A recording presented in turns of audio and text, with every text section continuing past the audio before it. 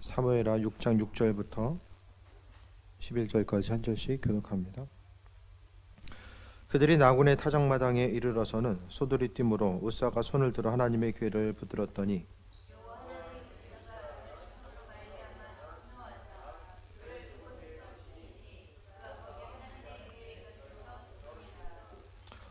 여호와께서 우사를 치심으로 다윗이 분하여 그것을 베레스 우사라 부르니 그 이름이 오늘까지 이르느니라.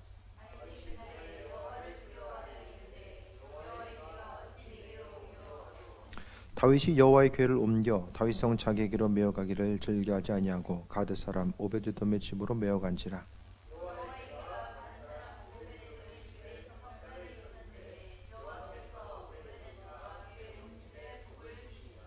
아멘. 인사합니다. 주님 안에 사랑합니다. 주님 안에 사랑합니다. 예수님 전합시다. 예수님 전합시다.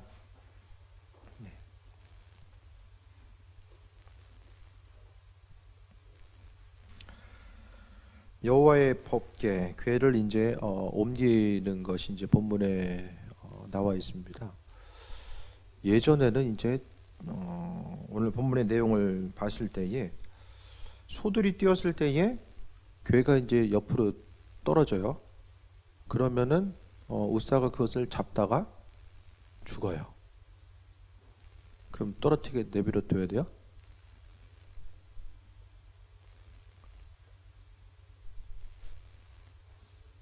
그냥 내버려 둬야 되죠. 안 죽으려면. 옮기는 방식 자체가 처음부터 잘못되어 있었어요. 여호와의 법궤를 옮길 때는 힘들어도 사람이 메고서 옮기도록 하나님께서 법으로 말씀해 놓으셨습니다. 그런데 그 법대로 하지 않고 어떻게 한 거예요? 수레에 이제 올려놓고 옮기다가 결국에는 이제 떨어지다가 사람이 이제 죽게 되는 결과가 나타나게 됩니다.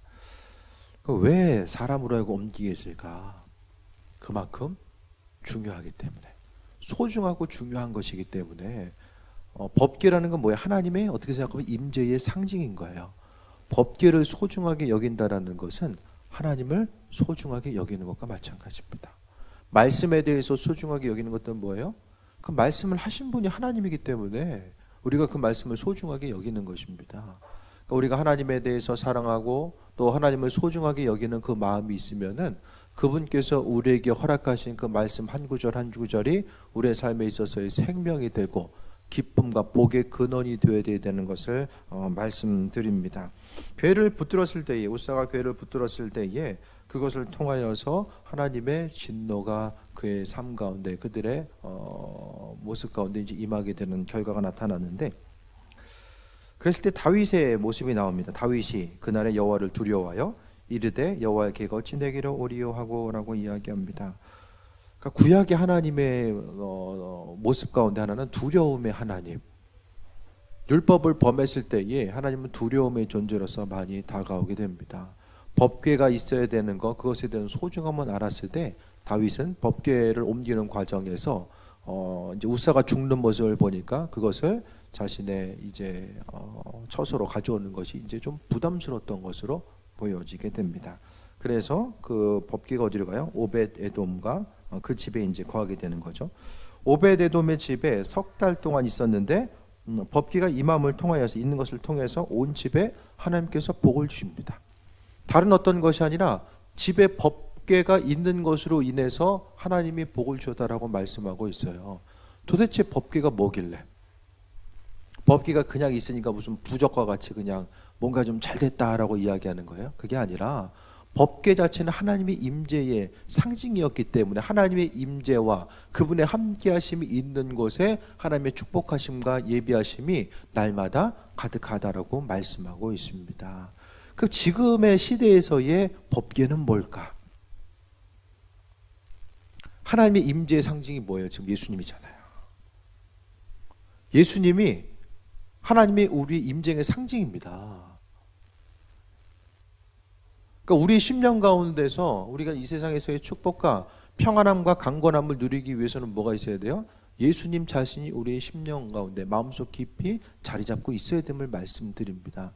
이 당시에 법궤에 대해서 얼마나 중요하게 여겼을까? 법궤, 그러니까 그 전쟁에 나갔을 때에 사울과 이스라엘 민족들이 전쟁에 나갔을 때에 뭘 가지고요? 법궤를 가져가잖아요. 하나님의 임재의 상징으로서 법궤를 생각하다 보니까 가지고 나가면은 분명히 이 싸움에 이길 것이다라고 생각합니다. 그만큼 의미성을 뒀던 것이 바로 법궤입니다. 이스라엘 민족들도 하나님이 우리와 함께 하시면 무슨 일이든지 가능할 것이다라고 하는 그 마음의 생각과 믿음이 있었는데, 중요한 건 뭐예요? 하나님 말씀대로 살아가야죠. 하고 싶은 대로 살고 하면서 하나님 나와 함께 하실 것이다, 그것이 아니라 하나님 말씀대로 살아가는 이 분명한 과정들이 마음속에 있어줘야 됩니다. 오벳에돔의 집에 여호와의 궤, 법궤가 있음으로 인해서 하나님의 은혜 가운데 그 집을 축복해 주셨습니다. 도대체 3달 동안에 무슨 일이 있었을까? 어떤 일이 있었을까요? 얼마나 축복하셨길래 3달 동안에 하나님이 그의 집을 축복해 주셨다라고 다른 사람들이 다 알 정도로 3달 만에 어떤 부분이 많이 나타났을까? 3달 동안 뭐 곡식을 심어가지고 거두고, 이건 조금 좀 어려움이 있겠죠, 그렇죠? 기후가 어떤지 모르겠지만은 양들이 막 쌍둥이 낳는 거야. 그거 아닐까? 막 3쌍둥이, 4쌍둥이 나가지고 어떻게 되는 거예요? 계속 그냥 튼튼하게 잘 자라. 한 번에 그냥 다 해결이 되는 거야. 그렇죠? 그런 거를 좀 얘기하지 않았을까? 성경의 내용을 봤을 때에 내용의 중심에 나를 한번 대입해 보는 거예요. 말씀 가운데 내가 한번 들어가 보는 거예요.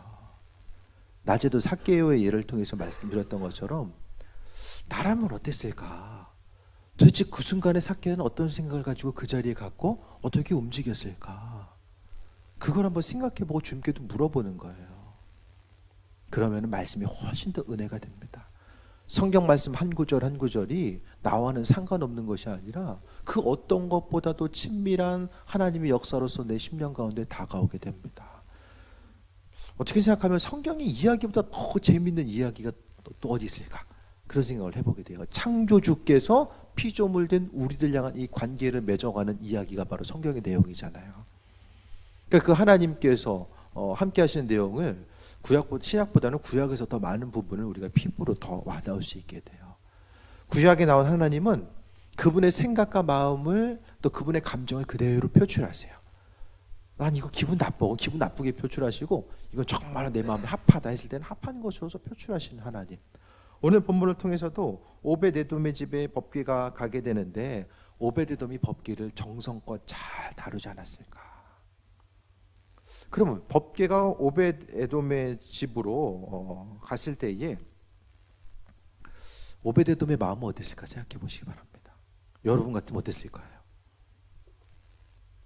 좀 부담스러웠을 거예요. 왜? 인사사고가 있었잖아요. 오다가. 예? 인사사고가 있는데 이거 우리 집에 와가지고 이거 괜히 잘못하다가 이거 다 죽는 거 아니야? 그런 생각 분명히 했을 거예요.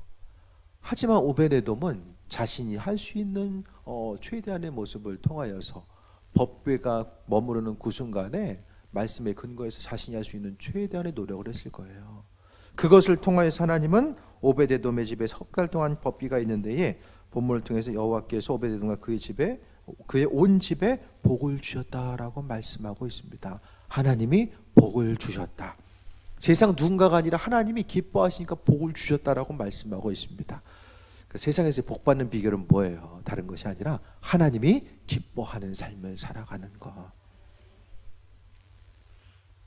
법궤로 인하여서 하나님께서 법궤를 대하는 태도를 통해서 하나님이 오벳에돔의 그 집에 온 집안에 복을 주셨다라고 한다면, 우리의 삶의 여정 가운데 내가 주님을 향하여서 예수님을 소중하게 여기고 그분을 내 마음에 모심을 통하여서 하나님의 인도하심과 그분의 축복이 우리의 심령 깊은 곳까지 임재할 수 있다는 사실에 대해서도 다시 한번 말씀드립니다.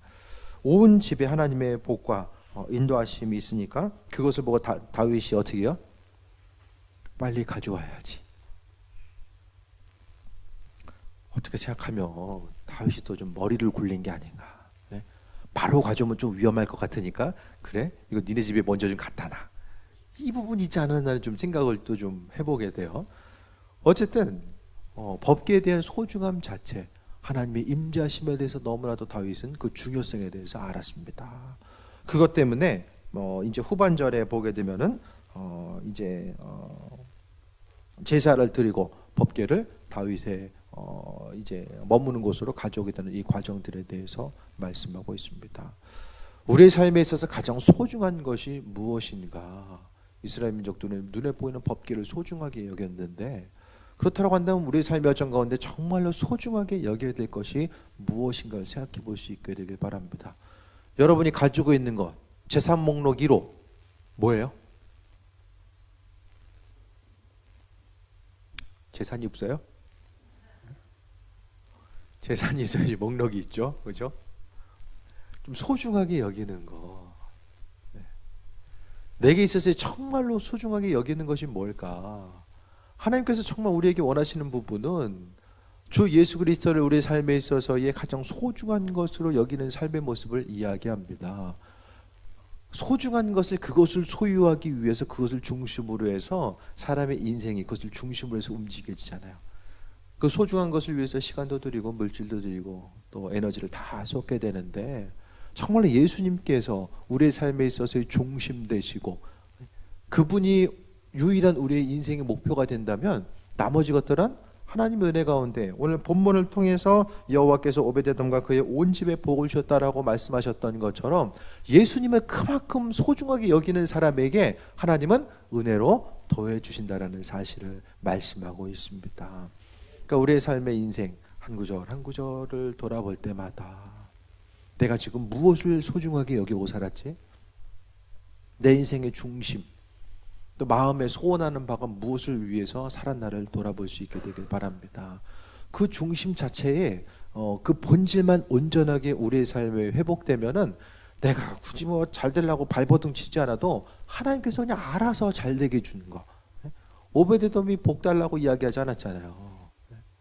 내게 복에 복을 달라고 이야기하지 않았잖아요. 하나님이 알아서 움직여요. 수고하고 땀 흘려서 소유할 수 있는 것이 하나님의 은혜라고 이야기합니다. 하지만 내가 그것만 위해서 내 목표를 이루기 위해서 수고하고 땀 흘려서 어떤 목표를 이루는 것을 믿지 않는 사람들도 다 하잖아요. 오히려 더 잘하는 사람도 많이 있잖아요. 그 우리가 믿는 것으로 인해서 축복을 소유한다는 것은 내 가능성에 대해서, 나 자신에 대한 가능성을 배제한다라고 할지라도 오로지 하나님의 일하심 자체를 통해서 우리가 살아가는 거예요. 불로소득을 기대하라는 게 아니라 하나님께 마음의 중심을 두면 그분이 우리에게 허락하시는 그 분량이 있어요.